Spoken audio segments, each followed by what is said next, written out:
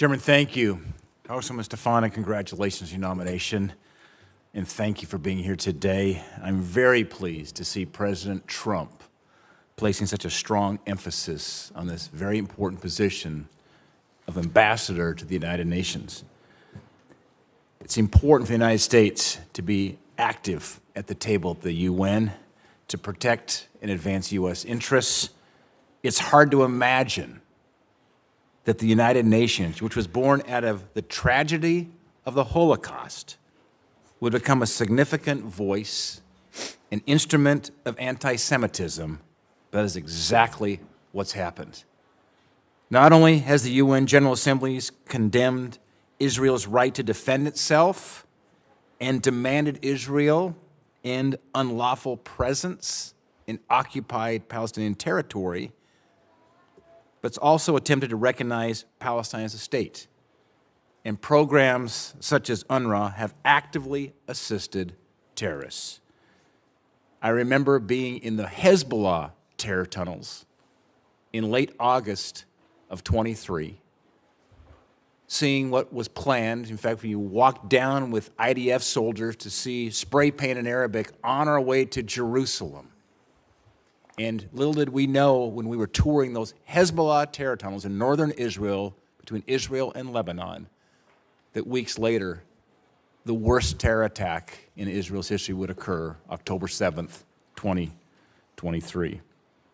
Congresswoman Stefanik, if confirmed, you will have to be a stalwart advocate for U.S. interests. And by the way, I could not be more pleased with President Trump's moral clarity on these difficult issues as it relates to what's happening in Israel.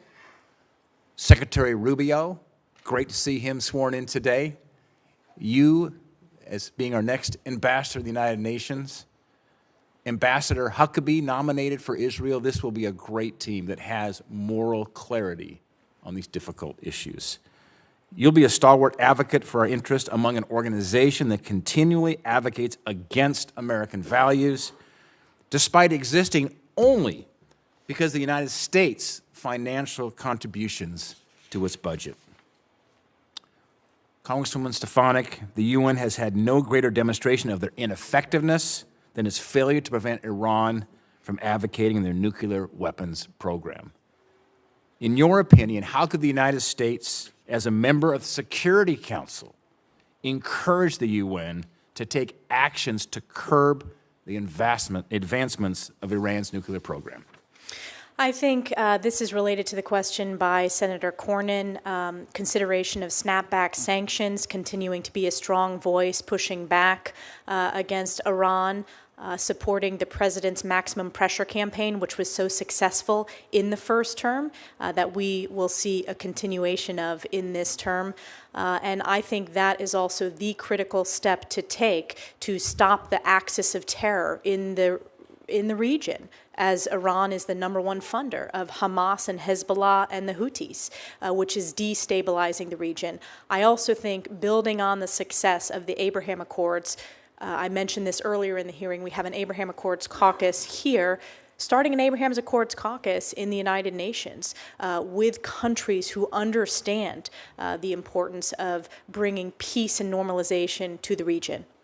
You know, I remember that visit in late August, my last trip to Israel since the attacks, but meeting with Bibi Netanyahu, the optimism coming off the Abraham Accords with the possibly restoring normalized relations between Saudi Arabia and Israel, there was great hope and optimism, of course, shattered, not by the Israelis, but by this horrible terror attack by Hamas.